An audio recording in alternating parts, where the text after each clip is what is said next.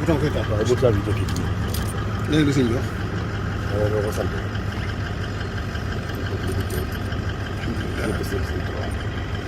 kon nag mbir yëpp gis ngeen Cheikh Mamadou Moustapha moom la ñu nawet bi ne dama ko sant waaye noonu noo war a sant maa ngi murid yi noo ko war a sant kon nag lii murid yëpp la ko defal kon nag delloo ko cant murid yëpp cant murid yëpp dañu am yàgg fi lool te ànd ak ñun liggéey bi sëñ bi nangu lépp tabaarakallah jërëjëf bisimilah duggal na